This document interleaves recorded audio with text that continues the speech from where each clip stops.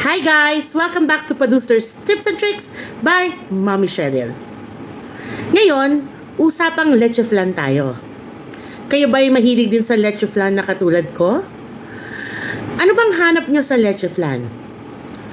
Ako, ang hanap ko, gusto ko yung creamy siya, yung hindi ganong katamis, hindi yung mabula, yung makunat-kunat. Ayun.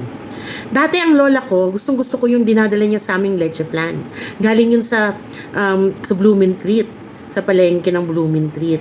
Yun. Every time na dadalaw siya sa bahay namin, lagi siyang may mga maliliit na lanerang leche flan. Yun ang favorite ko. Sobrang sarap talaga nun. And meron din minsan, binibili yung mommy ko na naka-square na kahon. Ayun. Tapos naka-plastic siya sa loob. Ang sarap din nun. Ang kunat-kunat din nun. Pero alam nyo ba, late last year, nakadiscover ako ng masarap na leche flan na swak sa aking panglasa. Gusto niyo ba malaman kung ano ito? Eto na! Tut tut tut tut! Taran! Oh, ito ay from Dizon Farms. Akalain niyo, ang Dizon Farms, nagpro-produce na rin ng leche flan. Oh, see? Well packed siya and it's only 140 pesos. Sulit na sulit to. At saka, nakakabili ako nito sa Robinsons Supermarket. Ewan ko kung saan pang grocery meron sila. Kasi sa South Supermarket wala eh.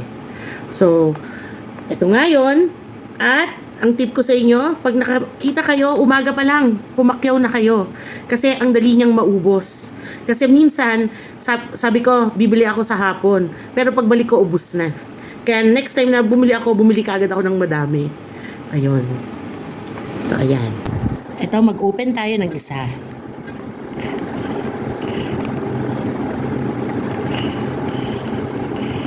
Ang hirap.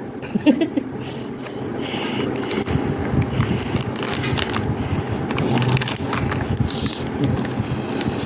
Tingnan natin yung loob, ha? Oops. See? Sobrang creamy yan. Ayan. Pag kinain mo, makunat-kunat. So, masarap niya guys. See? Kita niyo yung texture. Talagang hindi tinipid. Ang sarap. Napakasarap talaga, promise. Kayang-kaya kong umubos ng isang pack. Kayo ba guys? Meron ba kayong masasuggest na bilihan ng masarap na leche flan? Type nyo sa comment para matry ko rin. So, yun lang guys. See you. Bye!